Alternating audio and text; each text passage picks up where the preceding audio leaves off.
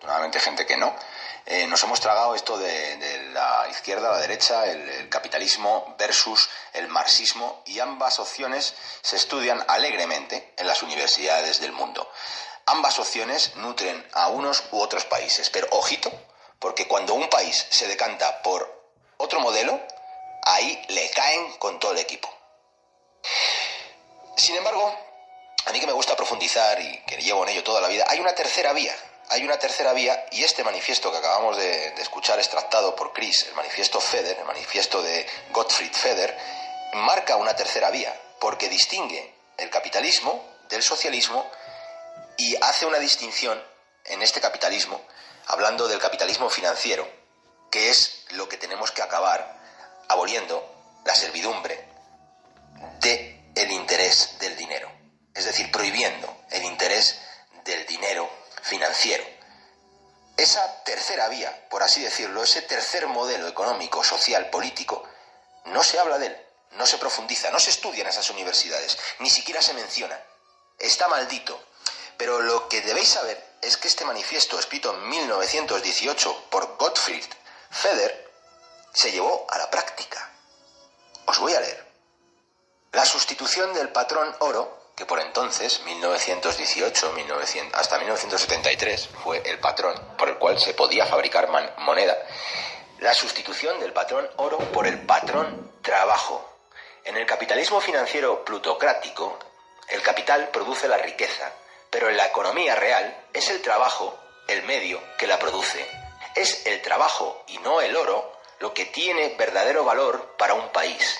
La mano de obra que transforma las materias primas en productos, los bienes y servicios, la inteligencia de los inventores, ingenieros, técnicos, etc. Y en suma cada miembro de la nación que tenga la capacidad de crear algo en beneficio del pueblo. Y para llevar a cabo esta supuesta utopía, no se debe crear dinero para financiar obras, sino que directamente se pone a trabajar al pueblo en las obras, emitiendo dinero a medida que la obra es completada. El dinero se emite, pues, para pagar al trabajador.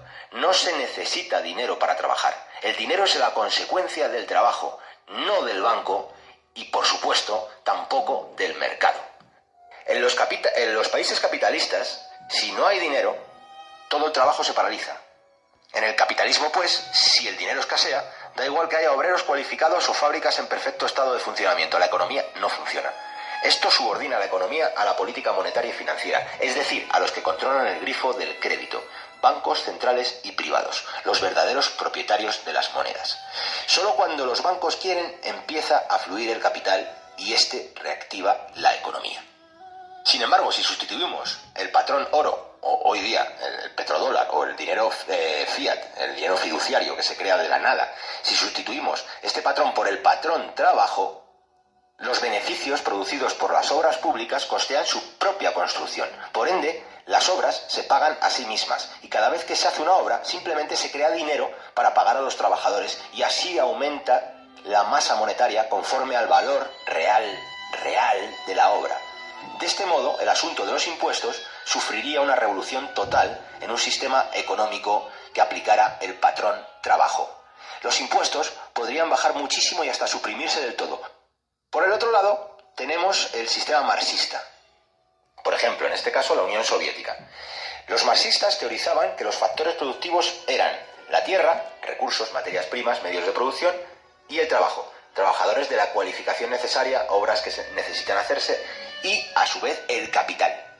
O sea, es decir, los marxistas necesitaban tierra, trabajo y capital. Según esta filosofía, aunque haya tierra y trabajo, si no hay dinero, los trabajadores se quedan en paro y las obras se quedan sin hacer, o los productos sin distribuir. Esto tiene unas consecuencias evidentemente negativas, pues condiciona el funcionamiento de la economía a la disponibilidad de dinero, que a su vez depende de quién, pues de los de siempre, los que están capacitados para crearlo, los bancos usureros. Si el banco usurero se niega a soltar dinero o decide mandarlo a otro país, la economía del país se hunde. Y sin embargo, aunque haya trabajadores de sobra y trabajos que necesitan hacerse, el país no avanza. Por esta razón se le llama capitalismo. Sin capital, la economía no funciona. Aceptando esta aberración, los marxistas aceptan de facto las premisas del capitalismo, según la cual la economía solo florece si es regada con capital, y que el trabajo es una mera consecuencia de ese capital. De este modo, la URSS cambió radicalmente el sistema económico, pero el sistema financiero seguía siendo el mismo. El trabajo seguía dependiendo del dinero. Por supuesto, si un país aplicara esta tercera vía, este patrón trabajo para avalar el dinero, su dinero automáticamente sería rechazado por la banca internacional.